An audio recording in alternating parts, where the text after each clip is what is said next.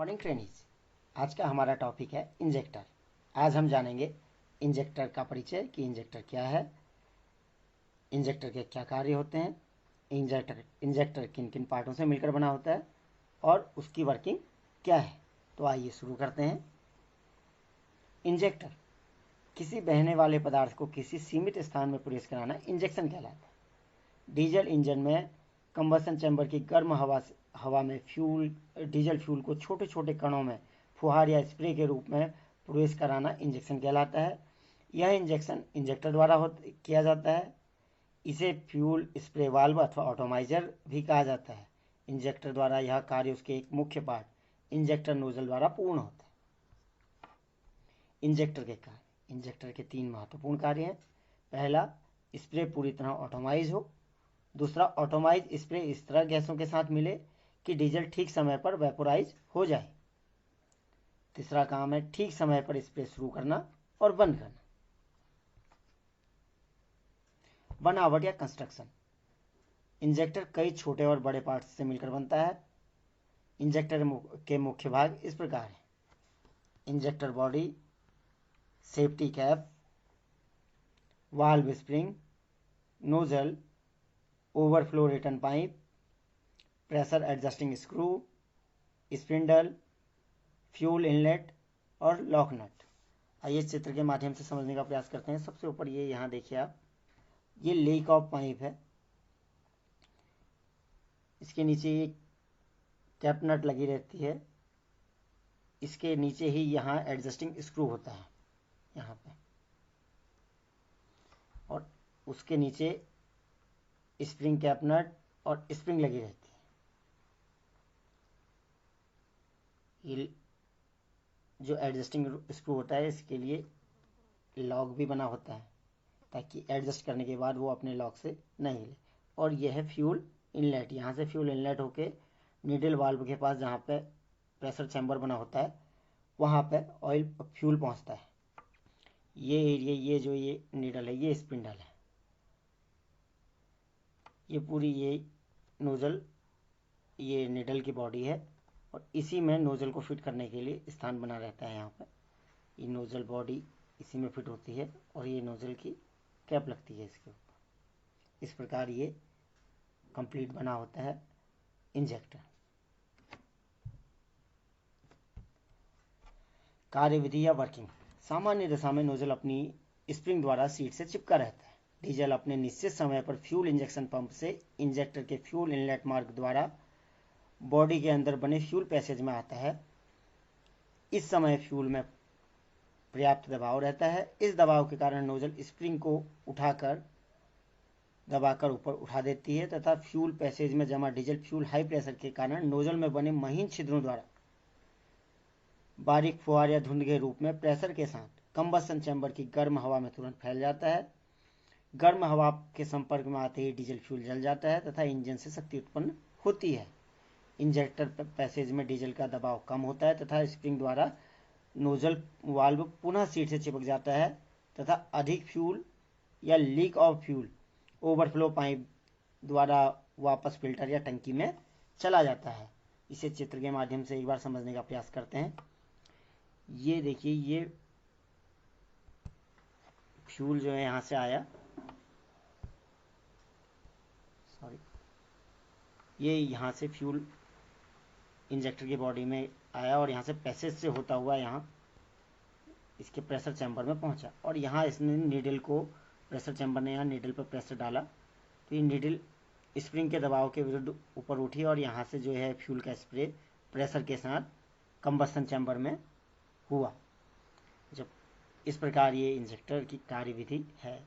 Injector ऐसे कार्य करता है, जब फ्यूल का स्प्रे हो गया, फ्यूल का दबाव यहाँ कम हुआ तो नीडल अपनी सीट पर वापस बैठ गई और फ्यूल इंजेक्शन बंद हो गया। इस प्रकार एक साधारण फ्यूल इंजेक्टर काम करता है। वर्तमान समय में आजकल की लेटेस्ट गाड़ियों में कॉमन रेल फ्यूल इंजेक्टर प्रयोग हो रहे हैं। जो कॉमन रेल में प्रयोग होते हैं सोलोनाइड इंजेक्टर प्रयोग हो रहे हैं। इनकी कार्यविधि समझते हैं। इसमें क्योंकि इसका नाम ही सोलोनाइड इंजेक्टर है, क्योंकि ये इसमें सोलेनॉइड के द्वारा ये ऑपरेट होते हैं। जब करंट की सप्लाई सोलेनॉइड को नहीं मिलती है तो कंट्रोल चैम्बर में हाइड्रोलिक प्रेशर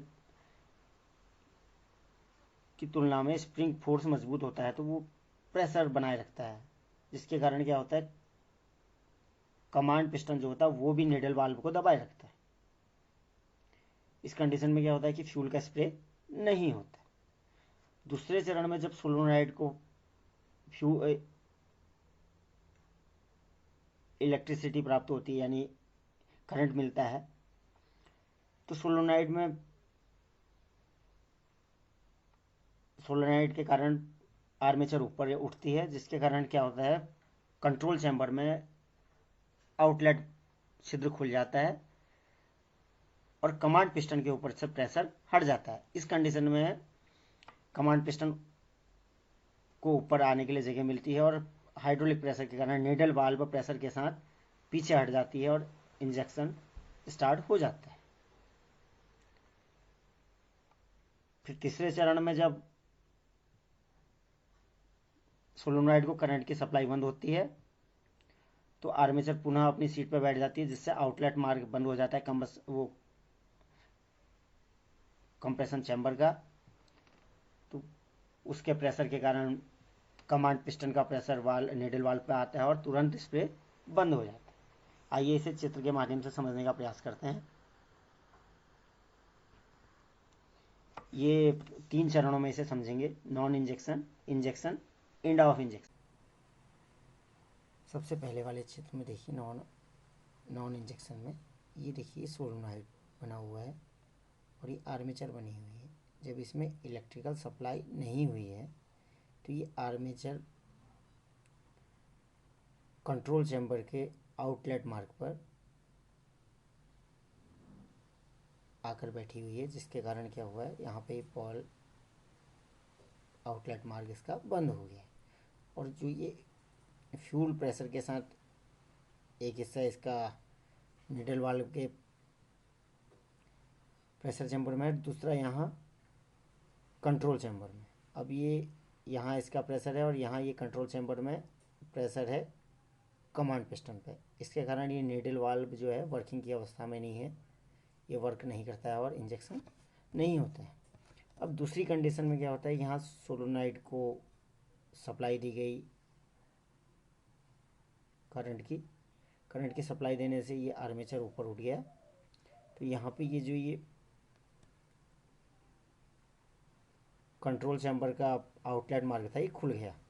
तो इससे जो एक्सेसिव जो प्रेशर बना हुआ था ये कमांड पिस्टन के ऊपर, ये समाप्त होता है।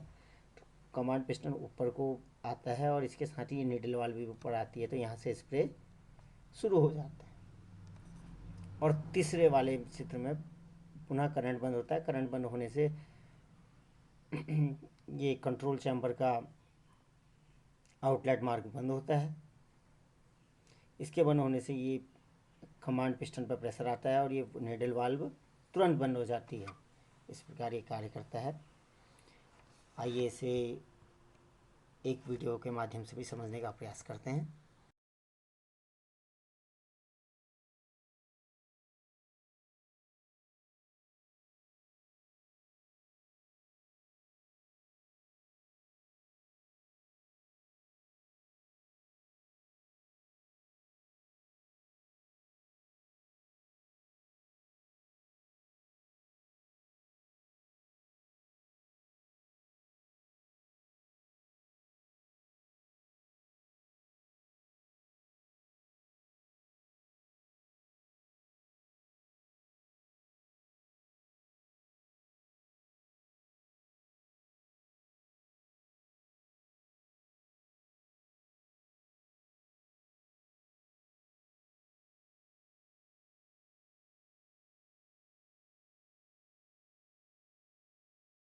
रख रखाव या मेंटेनेंस, इंजेक्टर के टेस्ट और एडजस्टमेंट। जनरली इंजेक्टर में खराबी आने पर इसे इंजेक्शन पंप एक्सपर्ट के पास से रिपेयर कराते हैं। फिर भी इसकी रिपेयरिंग की और टेस्टिंग की जानकारी एक अच्छे टेक्नीशियन या मैकेनिक को होनी चाहिए। मशीन पर इंजेक्टर के 3 टेस्ट किए जाते हैं, प्रेशर टेस्ट, लीक टेस्ट और स्प्रे टेस्ट। प्रेशर टेस्ट में इसको पंप में लगा के देखने की कितने वायुमंडलीय प्रेशर पे इसमें स्प्रे स्टार्ट हुआ। अगर कम या ज़्यादा है तो एडजस्टिंग स्क्रू द्वारा इसको एडजस्ट किया जाता है और उसको लॉक कर दिया जाता है ताकि वो उसकी स्थिति में बना रहे। जनरली इस प्रेशर को इंजन निर्माता के निर्देशानुसार रखा जाता है। लीक ऑफ टेस्ट में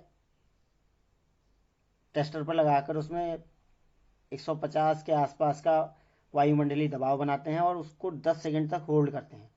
उसके बाद नोजल बॉडी में चेक करते हैं कहीं ड्रिबलिंग या बूंद तो नहीं आई है या ज़्यादा गीला तो नहीं है। अगर ये ऐसी स्थिति है तो इसका मतलब उसकी निडल वाल्व और उस निडल की सीट और उसकी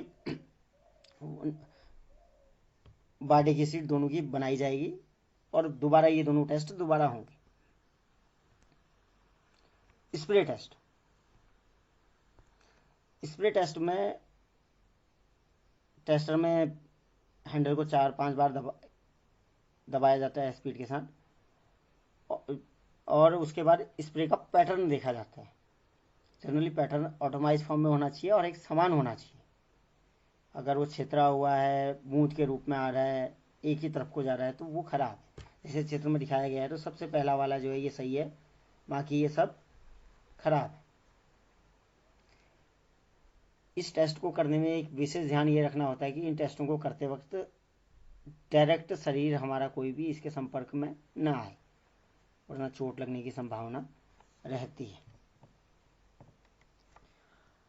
उम्मीद करता हूँ आपको इंजेक्टर के समझ में आया होगा।